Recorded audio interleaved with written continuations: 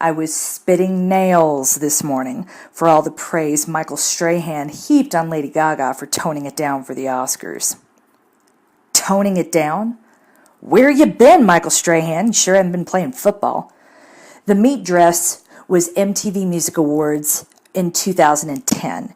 She has been toning everything down since then. Did you hear about her collaboration with Tony Bennett in 2013? How about her album Joanne? The sharpest criticism of those albums was precisely that she was toning down her look and stripping down her sound in order to be taken seriously so that her voice could be front and center. Yep, that was seen as criticism. It was seen as pandering. Because what could she possibly do to neutralize that meat dress in the minds of the public? Clearly, the movie studio had the same questions. They made this talented woman, who performs sold-out live shows consistently, perform a screen test.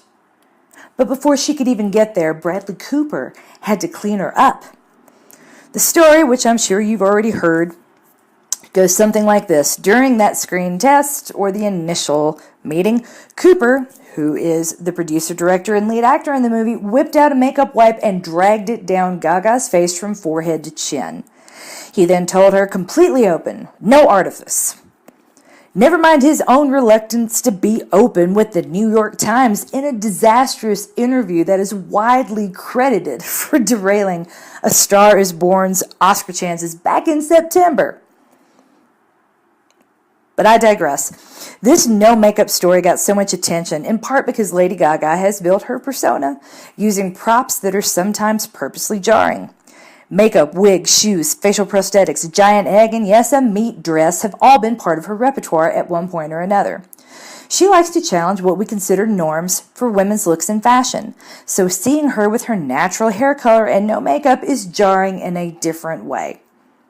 You always wonder what Gaga's going to do, and the studio wanted you to know that you would not see a meat dress or loud makeup in that movie. But does not wearing loud makeup or any makeup at all mean a woman is more authentic? As a society, we claim to value what's natural when it comes to women and their looks, but when you think about it, that's not really what we want at all.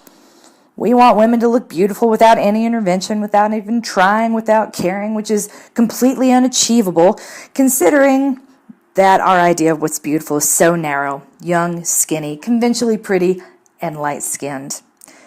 On top of this, in the movie, no one thinks Allie is pretty, except Jackson. That's why we're supposed to love him.